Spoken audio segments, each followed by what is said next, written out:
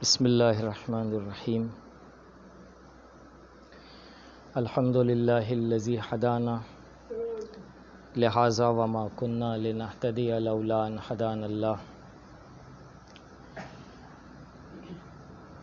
لقد جاءت رسل ربنا بالحق الصلاة والسلام علی رسول الثقلین محبوب رب المغربین والمشرقین جد الحسن والحسین بالقاسم محمد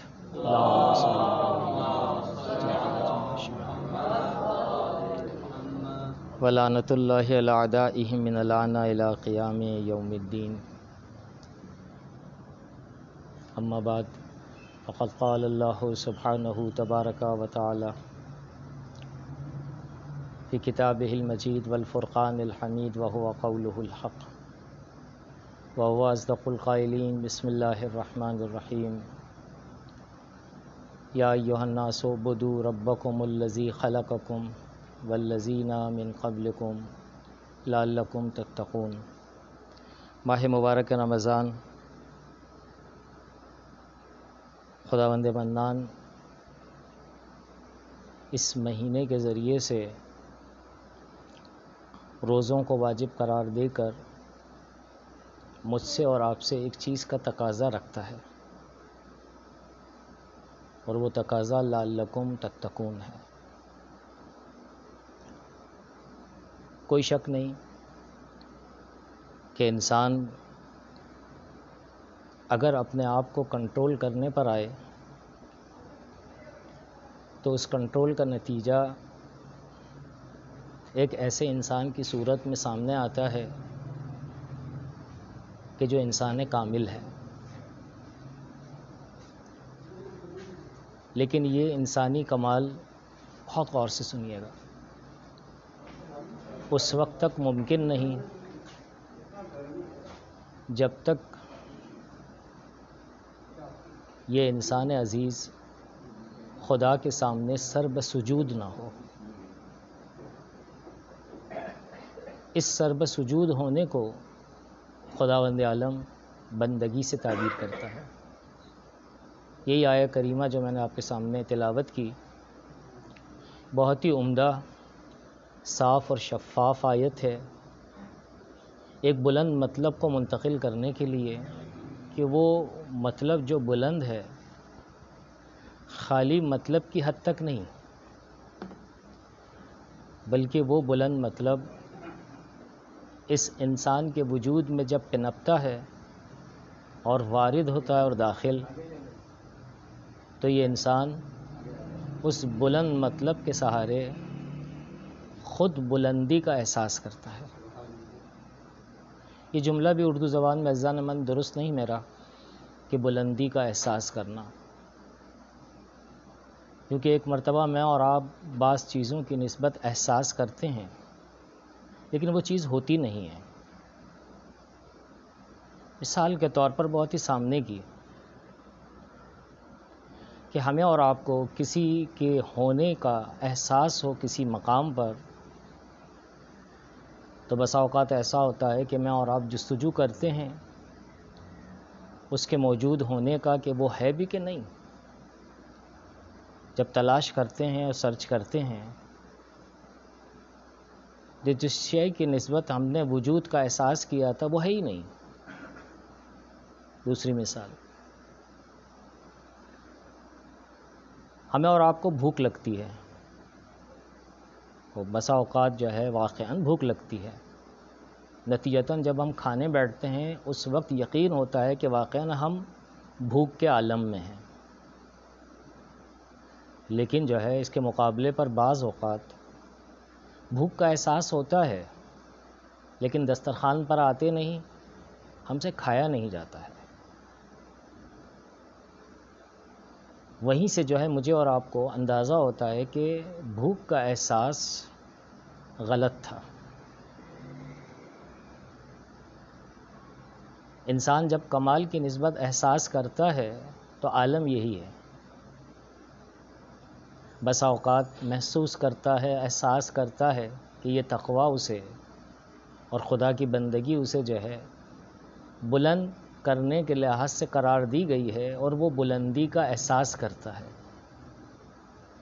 لیکن اگر توجہ کرے یہ انسان بندگی کو انجام دینے کے ساتھ،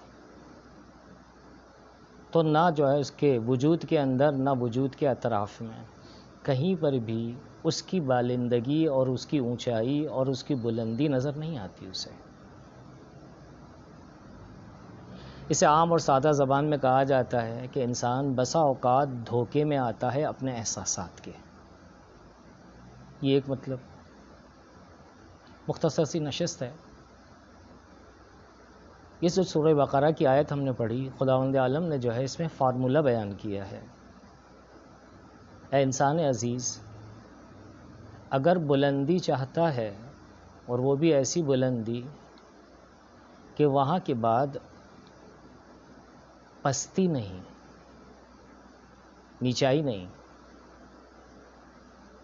اگر تو وہاں پہنچ گیا تو وہاں کے بعد پستی کا احساس نہیں ہوگا،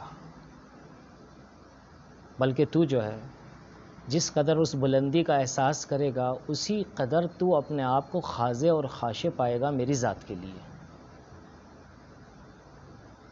اور جس قدر تو خاضع اور خاشع اپنے آپ کو پائے گا اسی قدر جو ہے اپنی نسبت جو ہے بلندی کا احساس کرے گا مزید، کہ جو بلندی حقیقی ہے، اور تو اس کا احساس بھی کرے گا یقینی کیفیت کے ساتھ. خدا کہنا کیا چاہتا ہے؟ کہ میں نے تمہیں جو ہے خلق کیا، یا ایھا الناس اعبدوا ربکم الذی خلقکم والذین من قبلکم. تم کچھ بھی تو نہیں تھے، تمہیں میں نے کچھ کر دیا، تمہیں خلقت عطا کی. نہ صرف تمہیں، تم سے پہلے بھی جو ہے تمہارے آباء و اجداد کی صورت میں جو افراد آئے انہیں بھی ہم نے خلقت سے ہمکنار کیا. اب میں چاہتا ہوں کہ اس خلقت کے مقابلے پر میری اطاعت کرو. یا ایھا الناس اعبدوا ربکم، بارالہ تو نے ہمیں خلق کر کے اپنی بندگی کا مطالبہ کیا ہے. واقعاً ہمیں ایسا لگتا ہے کہ شاید تجھے جو ہے ہماری بندگی کی ضرورت ہے. لطیف مطلب ہے. خدا کہتا ہے یہ تمہاری خام خیالی ہے، کہ مجھے کسی چیز کی ضرورت نہیں، کیونکہ میں غنی علی الاطلاق ہوں. جو فقیر ہے اور محتاج اور نادار وہ تیری ذات ہے، میری ذات نہیں.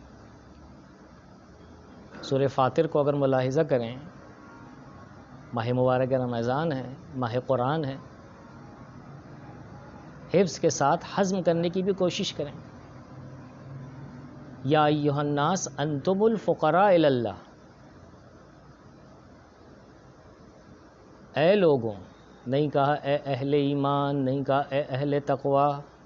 یا ایھا الناس انتم الفقراء الی اللہ، تم سب کے سب فقیر ہو، محتاج. جانتے ہو غنی کون ہے؟ واللہ هو الغنی الحمید. سرمایہ دار میری ذات ہے، اور ایسا سرمایہ رکھتا ہوں کہ جس کی نظیر نہیں. غنی علی الاطلاق ہوں، لہٰذا مجھے تمہاری بندگی کی ضرورت نہیں اپنے آپ کو کمال پر پہنچانے کے لیے. اور اگر مطالبہ کیا ہے خلقت کے عوض میں بندگی کا تو تیرے کمال کے لیے. بندگی کرتا چلا جا اور بلند ہوتا چلا جا. خبر لہا، اگر میں بندگی کروں اور تیری بات مان لی میں نے کہ واقعاً میں فقیر ہوں اور تو غنی ہے، اس بندگی کے بعد ملے گا کیا مجھے؟ لعلکم تتقون، تم اہل تقوی ہو جاؤ گے. بہت غور سے سنیے گا، ابھی تحت اللفظی ترجمہ کیا ہے، معنی کچھ اور ہیں حقیقی. کہ تم جو ہے اہل تقوی ہو جاؤ گے، پرہیزگار ہو جاؤ گے. یہاں پر دوبارہ ممکن ہے شاید سوال آ جائے اس بندے کی طرف سے کہ بارالہ،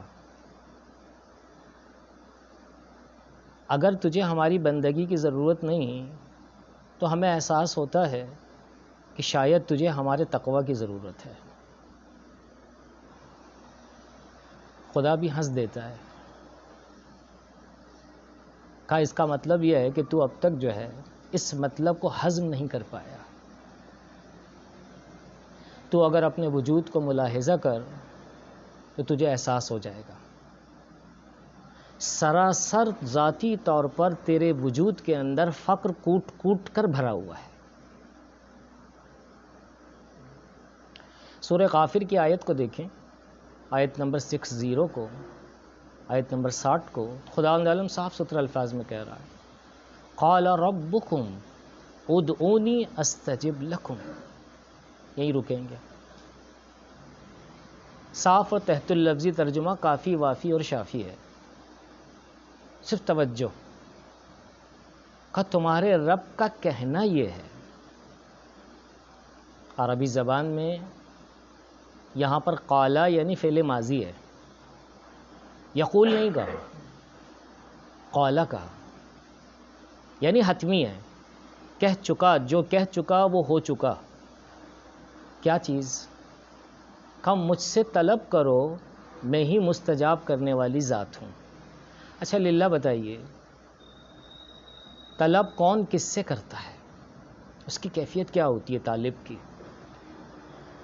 خود جو طلب کرنے والا ہوتا ہے اس کا طلب یہ بتلاتا ہے کہ وہ کمزور ہے، وہ نادار ہے، اور جس سے طلب کر رہا ہے وہ مضبوط ہے، وہ قوی ہے۔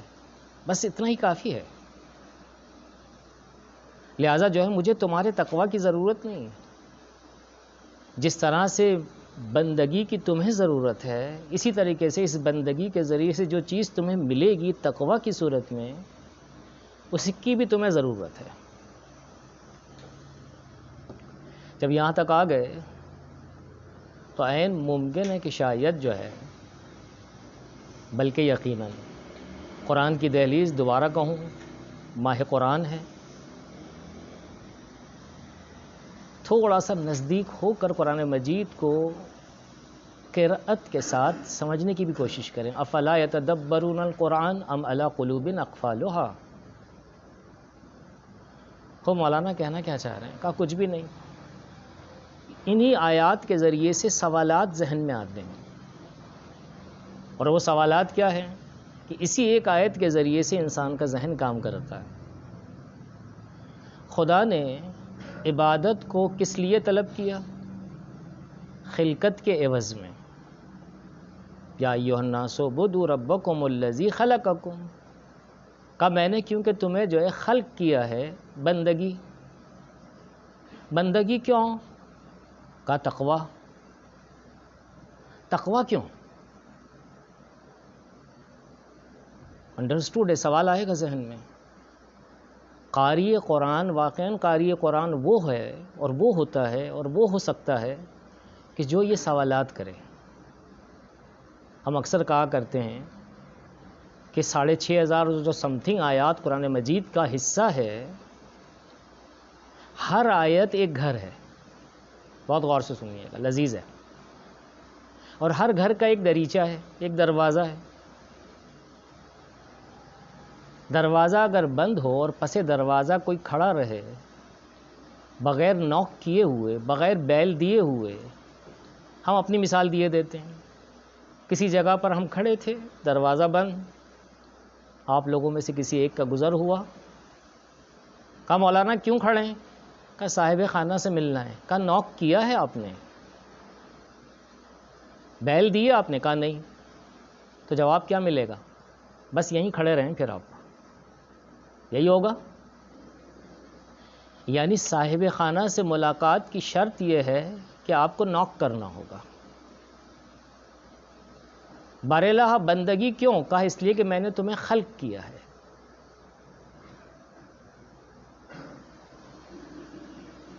بندگی کا نتیجہ کیا ہے؟ تقوی۔ تقوی کیوں؟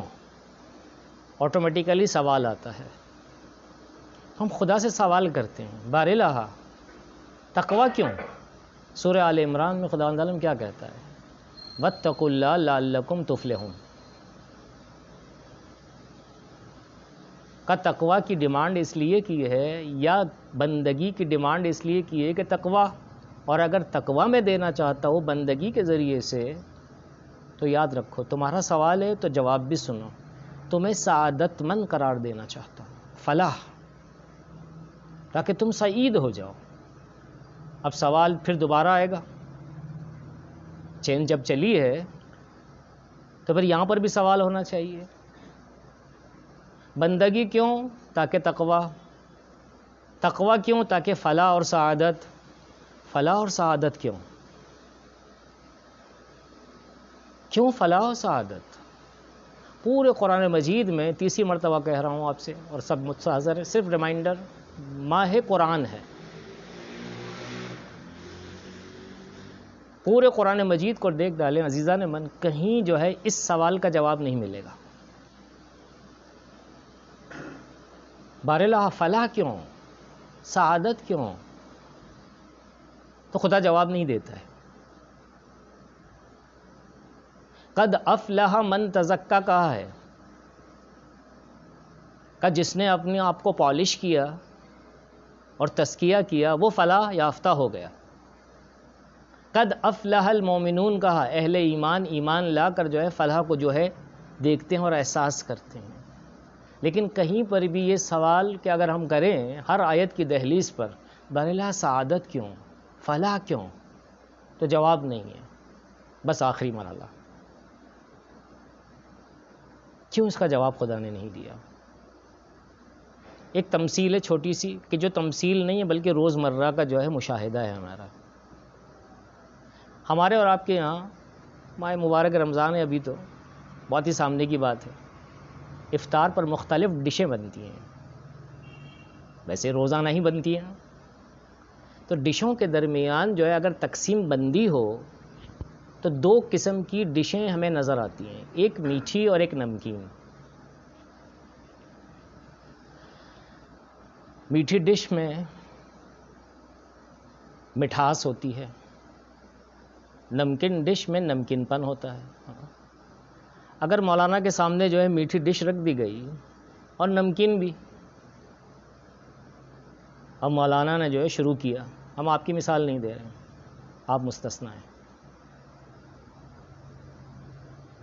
اب جب جو ہے انہوں نے جو ہے تناول کرنا شروع کیا، پہلا لقمہ گیا نہیں دہن میں اور مٹھاس کا احساس ہوا، صاحب خانہ سے دریافت کیا، جناب یہ اس میں مٹھاس کا احساس ہو رہا ہے، یہ میٹھی ہے، کہے ایسا کیوں ہے؟ کہا مولانا اس میں شوگر ہے اور شکر ہے اس کے اندر، وہ ڈالا، اس کی وجہ سے یہ میٹھا ہوا ہے۔ کہا اچھا شکر میٹھی کیوں ہوتی ہے؟ اگر دوسرا سوال پلٹ کر صاحب خانہ سے میں کر لوں تو وہ بھی جو ہے نا اپنا سر پکڑیں گے، اور مولانا اگر دریافت کر لے کیا ہوا آپ رک کیوں گئے؟ کہا مولانا جس ڈش کو آپ کھا رہے ہیں اس میں شکر ہے جس کی وجہ سے اس میں مٹھاس آئی ہے، لیکن خود جو ہے شکر کی نسبت سوال نہیں ہوتا، شکر کے اندر مٹھاس ذاتی ہے اور ذاتی شے سے جو ہے سوال نہیں ہوتا۔ اہل علم اور حکمت یہاں یہ کہتے ہیں الذاتی لا يعلل، ذاتی کی کوئی علت نہیں ہوتی، اس کے پیچھے مت جاؤ، وہ خود بخود ہے، اس کی ذات کے اندر ہے۔ ایز اٹ از نمکین ڈش کے حوالے سے ہے، بھئی یہ نمکین کیوں؟ کہ بھئی اس میں نمک ہے، اور اگر سوال کر لیا جائے کہ نمک نمکین کیوں، تو خندے آور ہے، ہنسی آئے گی۔ کہا بھائی کیوں ہنسے؟ کہا اس لیے کہ نمک جو ہے ذاتی طور پر نمکین ہوتا ہے، اس سے سوال مت کرو۔ باراللہ بندگی کیوں؟ کہا تاکہ تمہیں تقوی نصیب ہو، متقی ہو جاؤ۔ تقوی کیوں؟ تاکہ تمہیں فلاح اور سعادت نصیب ہو۔